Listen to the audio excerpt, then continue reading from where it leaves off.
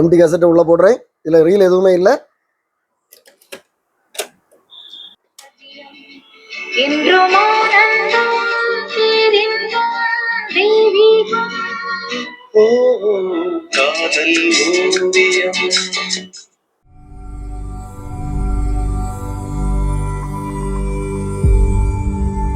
Welcome back to old is channel. நம்ம இன்னைக்கு இந்த வீடியோவில் பார்க்க போகிறது என்னென்னா, ஃபிலிப்ஸில் இந்த மாதிரி ஒரு செட்டு இருக்குது. ஸோ இந்த செட்டு பாருங்கள், புதுசாக இருக்குது. வெளியே பார்த்தீங்கன்னா அப்படி புது செட்டாக இருக்குது. இதுக்கு காரணம் என்னென்னா, இந்த செட்டுக்கு வந்து இந்த மாதிரி லெதர் பேக் வச்சுருக்குறாங்க. இது வந்து ஒரு திருநெல்வேலி டிஸ்ட்ரிக்ட்லேருந்து ஒரு டாக்டர் கொண்டு வந்தாங்க, நல்ல வயசானவங்க. ஸோ அவங்க வந்து இந்த அளவுக்கு பாதுகாத்து வச்சுருக்குறாங்க. ஒரு லெதர் பேக்குக்குள்ளே இந்த செட்டு இருந்ததுனால ஃபுல்லாக புதுசாகவே இருக்குது, எந்த ஸ்க்ராட்சும் இல்லை. ஸோ இதில் என்ன ப்ராப்ளம்னா, உள்ள கியர் வந்து ஒரு கியர் நார்மலாகவே பார்த்தீங்கன்னா இந்த மாதிரி ஃபிலிப்ஸ் செட்டில் ஒரு கியர் வந்து மண் போல் பொடிஞ்சு போயிடும். அந்த கியருக்கு வந்து ஸ்பேர் கியர் கிடைக்குது.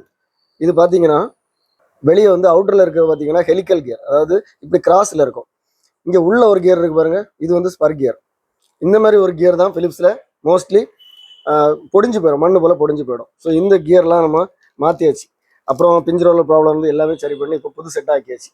இது இப்போ நம்ம ஃபுல் சர்வீஸ் பண்ணி கிளியர் பண்ணியாச்சு. இதில் நிறைய ப்ராப்ளம்ஸ் இருந்தது, ஸ்பீடு ப்ராப்ளம் இருந்தது.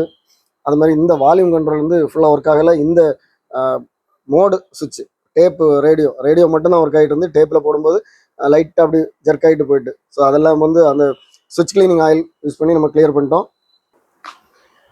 இதுதான் சுவிட்ச் கிளீனிங் ஆயில். ஸோ இந்த ஆயில் யூஸ் பண்ணுங்கள். ஆம்ஸ்ட்ராங்னு சொல்லி ஒரு கம்பெனி, இது பழைய காலத்தில் உள்ள ஒரு கம்பெனி. இப்பவும் இந்த ஆயில் வந்துட்டு இருக்கு. ஸோ நான் நிறைய பேருக்கு இங்கேருந்து வாங்கி கொடுத்துட்ருக்கிறேன். உங்களுக்கு தேவைன்னா ஒரு பாட்டில் மட்டும் வாங்கி, சிலவங்க எனக்கு 5 பாட்டில் வேணும் 10 பாட்டில் வேணும்னு கேட்குறீங்க. எனக்கு கிடைக்கல, இங்கேயே 1 பாட்டில் 2 பாட்டில் தான் எனக்கு கிடைக்குது. நான் அதை வாங்கி கொடுக்குறேன். ஸோ இப்போ இதை டேப் எப்படி இருக்குன்னு பாருங்கள்.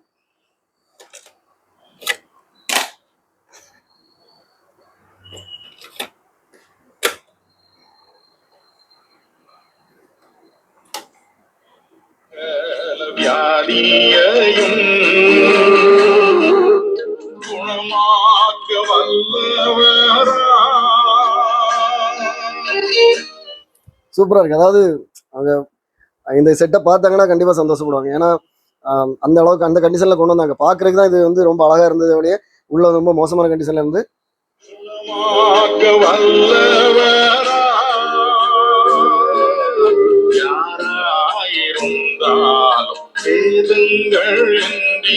இப்போ இதில் என்னென்னா 2 மோடு தான் இருக்குது. டேப்பும் ரேடியோவும் தான் 2 மோடு தான் இருக்குது. ஆனால் செட்டு பார்த்தீங்கன்னா பெரிய செட்டாக இருக்குது. இந்த செட்டில் நம்ம எந்த ஆல்ட்ரேஷனும் பண்ணாமல் நம்ம வந்து பாட்டு போடுறதுக்கு ஒரு வாய்ப்பு இருக்குது. பாருங்கள் எப்படின்னு பாருங்கள்.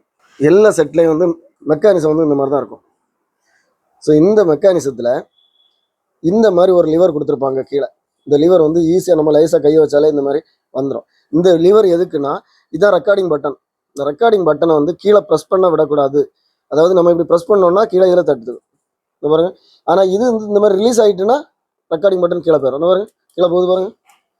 ஓகே, ஸோ இப்போ இப்படி இருக்கும்போது போகாது. ஸோ இது எதுக்காக வச்சுருக்குறாங்கன்னா, பழைய காலத்தில் வந்து பார்த்தீங்கன்னா இரவல் கேசட் வாங்குவாங்க. பக்கத்து வீடுகளில் நல்ல கேசட் இருந்தோன்னா போட்டு பார்த்துட்டு தரேன்னு வாங்குவாங்க. ஸோ அந்த கேசட்டை வந்து நம்ம வீட்டில் போட்டு பார்க்கும்போது தெரியாமல் பிள்ளைங்க இந்த ரெக்கார்டிங் பட்டனை ப்ரெஸ் பண்ணிட்டாங்கன்னா இதில் இருக்க பாட்டு அழிஞ்சு போயிடும்.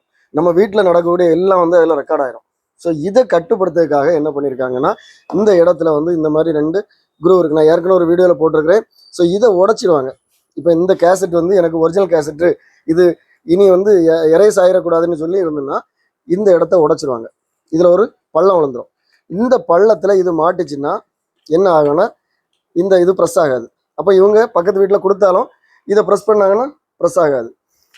ஸோ இந்த கான்செப்டை யூஸ் பண்ணி நம்ம என்ன செய்யலாம்னா, இதில் வெளியே இருந்து பாட்டு போடலாம். பாருங்க, பின்னாடி ஒரு ஆப்ஷன் இருக்குது, லைனின் ஆப்ஷன் இருக்குது. ஸோ அது எதுக்காக கொடுத்துருக்காங்கன்னா, ரெக்கார்டிங்காக கொடுத்துருக்காங்க. இந்த மாதிரி செட்டில் நிறைய பேர் யூஸ் பண்ண தெரியாமல் வச்சுருக்காங்க. நிறைய பேருக்கு தெரியும். இது பாருங்க, லைனின் ஆப்ஷன் இருக்குது. ஆனால் இங்கே லைனின் மோடு இல்லை. அதனால நம்ம டைரெக்டாக இதை யூஸ் பண்ண முடியாது. நான் எப்படி யூஸ் பண்ணுறேன்னு நான் காமிச்சு தரேன் பாருங்கள். நான் ஏற்கனவே இங்கே வந்து நான் பின்னாடி பென்ட்ரைவில் கனெக்ட் பண்ணியிருக்கிறேன். அந்த லிவரை நான் கையெடுத்து அழுத்தி பிடிக்கிறேன்.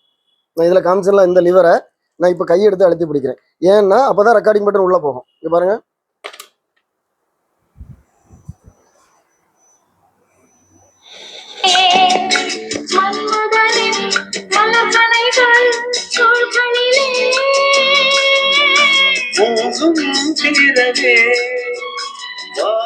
ஸோ பாருங்க, நமக்கு இங்க லைனின் ஆப்ஷன் இல்லை, லைனின் மோடு எதுவுமே இல்லை. ஆனா ரெக்கார்டிங்காக ரெண்டு ஆப்ஷன் இருக்கு. அதை யூஸ் பண்ணி நாம இதுல பாட்டு கேட்கிறோம். இங்க பாருங்க, இதுக்கு ஒவ்வொரு தடவையும் நீங்க இந்த மாதிரி கையெடுத்து அந்த லிவரை ப்ரெஸ் பண்ண வேண்டாம்.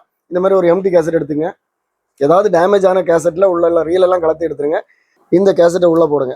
எம்டி கேசட்டை உள்ள போடுறேன். இதுல ரீல் எதுவுமே இல்லை. ரெக்கார்டிங் பட்டன் ப்ரெஸ் பண்றேன். இப்போ பாத்தீங்கன்னா இந்த கேசட் போட்டனால இது இப்படி அமைஞ்சிரும். ஸோ ரெக்கார்டிங் பட்டன் நமக்கு ப்ரெஸ் ஆகும்.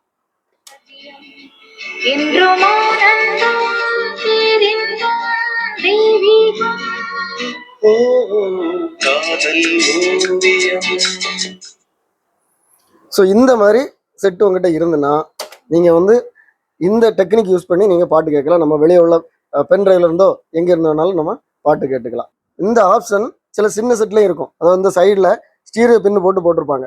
ஸோ அதுலேயும் நம்ம இந்த மாதிரி யூஸ் பண்ணிக்கலாம். இந்த வீடியோ பார்த்துருப்பீங்க. இந்த வீடியோ உங்களுக்கு பிடிச்சிருந்ததுன்னா லைக் பண்ணுங்க, கமெண்ட் பண்ணுங்க, ஷேர் பண்ணுங்க. இதே மாதிரி நம்ம சேனல்ல நிறைய வீடியோஸ் வரும். எல்லா வீடியோ உங்களுக்கு ரீச் ஆகுனா நம்ம சேனலை இது வரைக்கும் சப்ஸ்கிரைப் பண்ணுங்க. அடுத்த வீடியோ வரைக்கும்